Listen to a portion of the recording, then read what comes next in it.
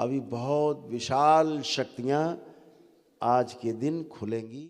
मेरे साथ इस आनंद की यात्रा में बहुत लोग ब्रह्मांड की यात्रा करते, पद यात्रा करते करते ऐसे समय पहुँचे कि अमावस्या के दिन, एक दिन पहले, 2 दिन पहले, और 18 और 19 तारीख को जो दरबार से तंत्र क्रिया योग में दीक्षित शिष्य हैं बाबा, ध्यान रखें कि जब भी दरबार द्वारा कोई वैदिक प्रक्रिया कराई जाती है, मेरे द्वारा देखते हैं आप लाइव, कोई हम अनुष्ठान कराते हैं या संकल्प कराते हैं, तो एक सिद्ध अगियारी घर में जरूर जला लेनी चाहिए, इसका ध्यान रखें।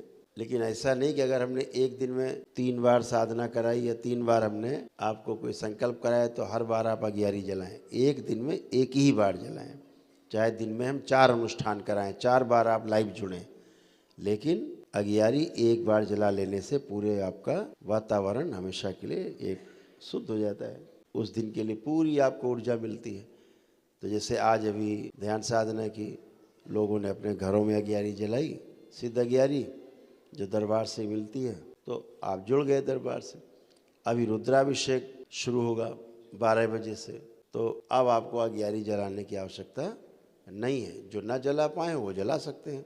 फिर रात्रि में साधना होगी तो रात में भी आपको आज के लिए जला सकते हैं, रात में अगर हो आपके पास, क्योंकि आज महाशिवरात्रि, आज रात में आप जला सकते हैं। अन्यथा क्योंकि 12 बजे शुरू होगी तो फिर वो धीरे प्रातः बेला तक अगला दिन लग जाएगा, ब्रह्म बेला, तो रात में जला सकते। लेकिन अभी अगर जलाई हो तो आप जो अभी अगला अनुष्ठान होगा, महारुद्राभिषेक होगा, लाइव होगा, तो उसमें जलाने की आवश्यकता नहीं है। ठीक है, तो बहुत बहुत धन्यवाद आप सभी को।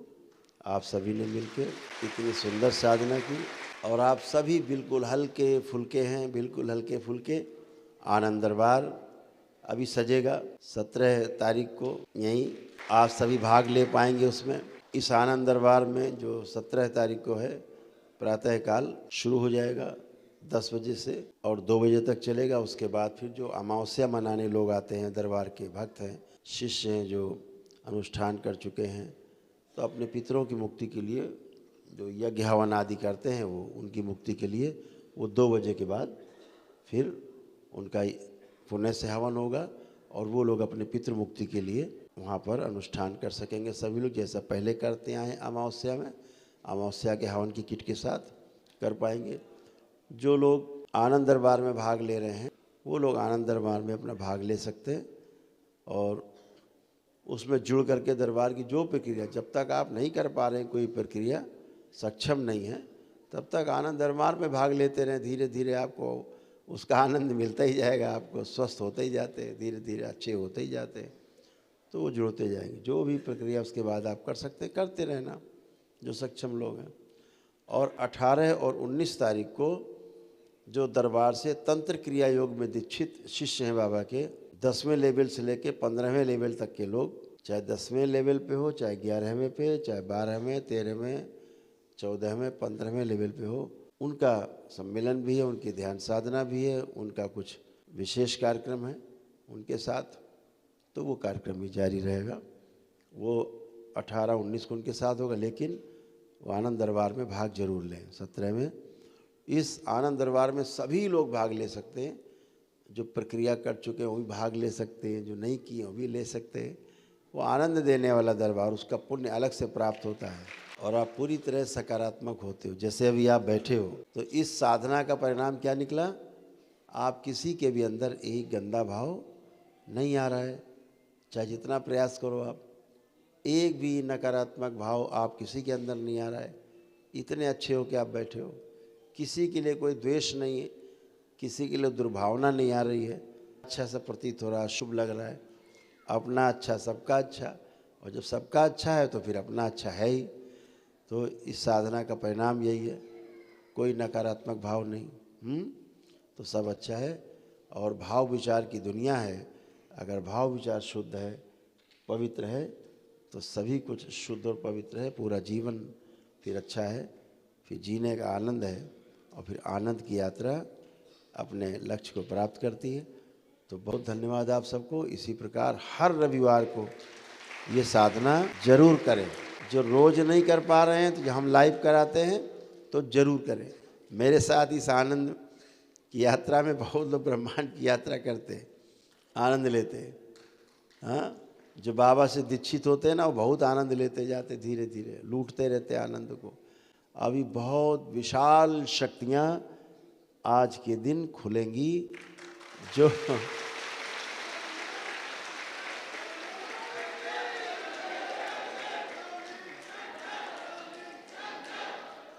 हम तो ये कहेंगे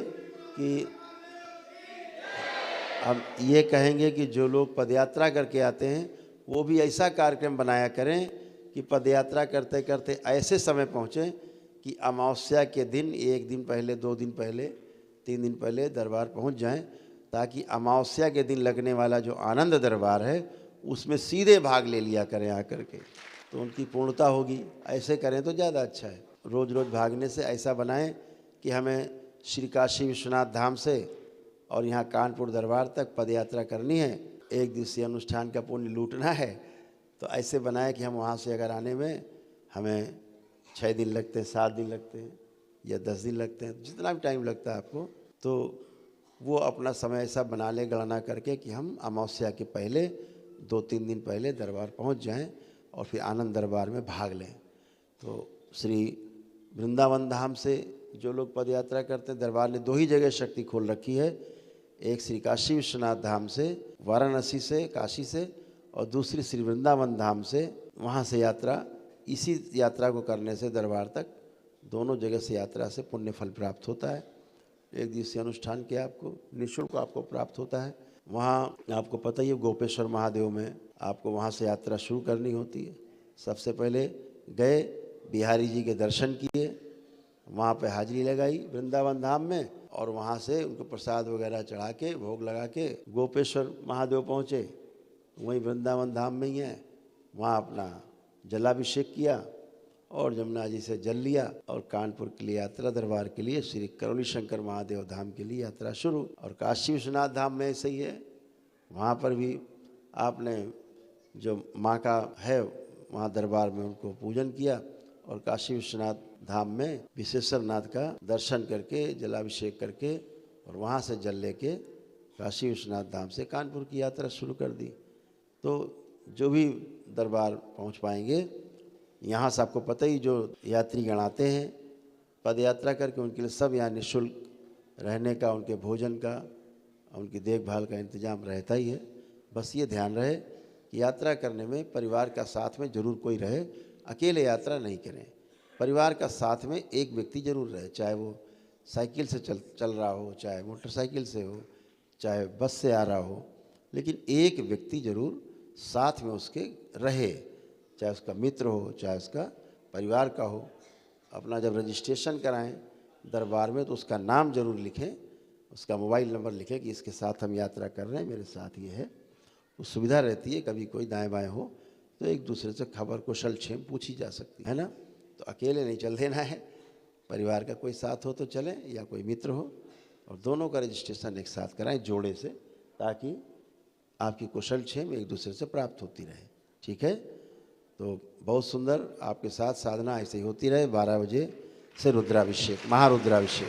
बोलिए सद्गुरुदेव भगवान की, गुरु माता की।